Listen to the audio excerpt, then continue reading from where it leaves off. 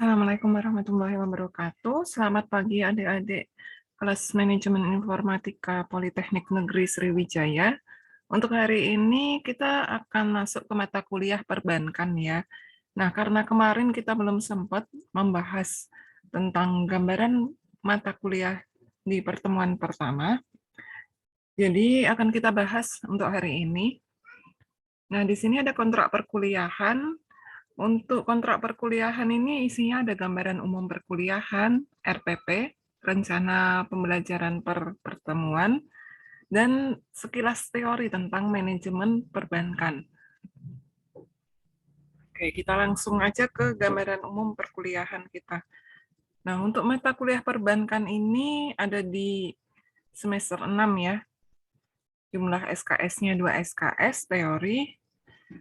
Untuk komponen penilaiannya, ini akan berasal dari tugas, UTS, dan UAS. Jadi ketiga ini mesti ada ya, jangan sampai kosong nilainya. Nah, untuk penilaian acuan patok, ini ada 5 tingkatan ya. Yang pertama, untuk 81% itu dapat A, 61-80 B, 41-60 C, dan 21-40 D. Nah, kurang dari itu E ya.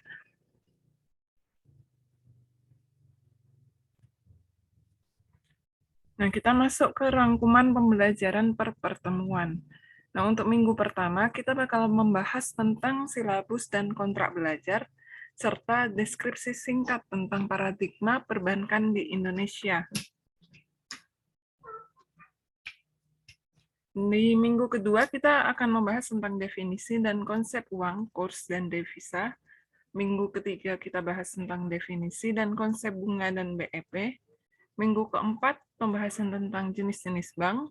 Minggu kelima, pembahasan tentang konsep organisasi perbankan. Minggu keenam, kita akan membahas tentang konsep manajemen dana bank. Dan minggu ketujuh akan ada review tentang materi dari pertemuan 1-6 kemarin. Lalu di minggu ke-8, kita adakan UTS. Nah, setelah UTS, di minggu ke-9, kita akan membahas tentang konsep sumber dana bank. Di minggu ke-10, kita akan membahas secara singkat tentang peran Islam dalam menghadapi tantangan modernitas. Di minggu ke-11, pembahasan tentang manajemen perkreditan. Minggu ke-12 tentang kredit bermasalah. Lalu di minggu ke-13, kita akan ada pembahasan tentang teori dan konsep laporan keuangan bank. Di minggu ke-14 tentang rasio keuangan bank. Dan di minggu ke-15 tentang berbagai jenis jasa bank lainnya. Lalu di minggu ke-16 akan diadakan ujian akhir semester. Nah, itu tadi rencana pembelajaran per semesternya. Lalu kita masuk ke teori tentang manajemen perbankan. Oke, jadi manajemen perbankan ini merupakan ilmu yang mengatur bagaimana perbankan melakukan kegiatan operasionalnya. Nah, kegiatan operasional ini maksudnya bisa penyaluran kredit ke masyarakat, juga gimana sih lalu lintas pembayaran agar lebih efektif dan efisien. Manajemen perbankan ini meliputi beberapa hal, di antaranya manajemen pengelolaan dana bank, manajemen keuangan, dan manajemen SDM perbankan. Nah, kita masuk ke bagian yang pertama ya, manajemen pengelolaan dana bank. Nah, ini merupakan hal yang sangat penting di dalam perbankan untuk mendapat keuntungan yang diharapkan. Nah, manajemen ini mengatur bagaimana perbankan memberikan dana kepada masyarakat dengan baik. Jadi, kalau bank itu mau menyalurkan dana ke masyarakat atau konsumen, bank itu nggak boleh sembarangan. Apalagi kalau jumlahnya dalam jumlah yang besar. Nah, manajemen pengelolaan dana bank ini sangat penting bagi kegiatan perbankan untuk mendapatkan keuntungan yang diharapkan.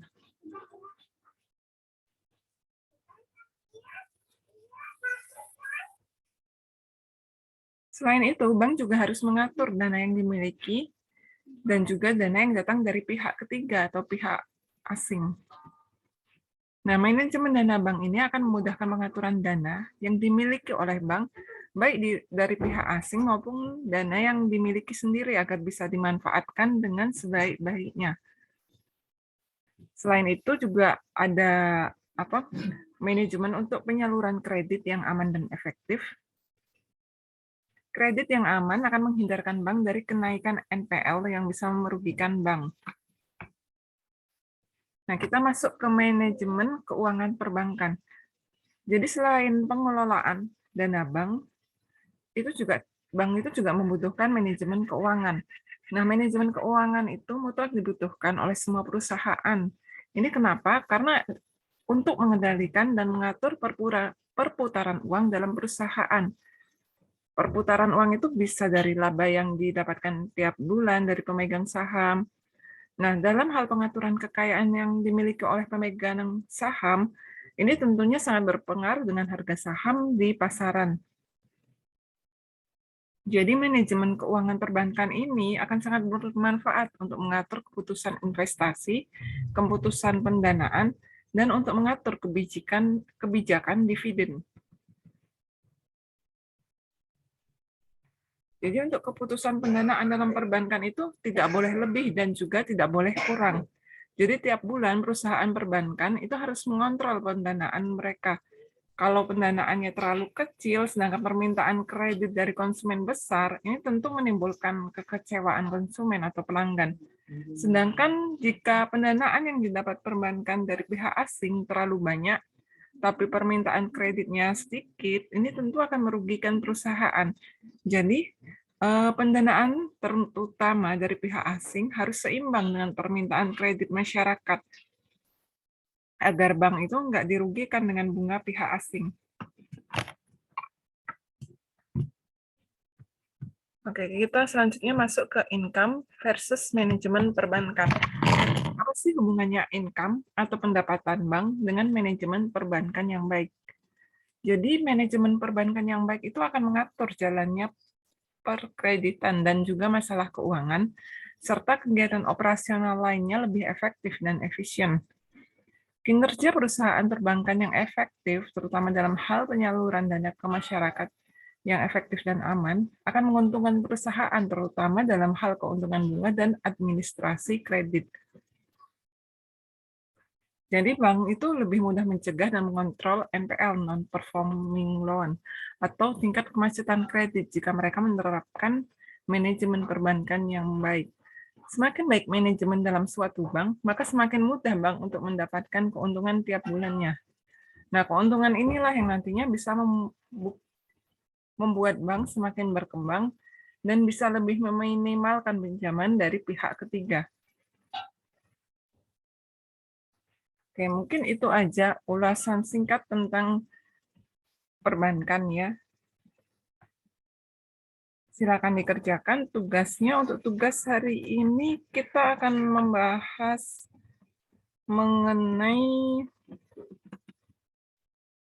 ini ya, materi di pertemuan kedua kita, yaitu tentang konsep dari uang, kurs, dan devisa. Silakan dibuat sebuah ringkasan mengenai definisi serta konsepnya, lalu dikirim di LMS-nya. Oke, terima kasih.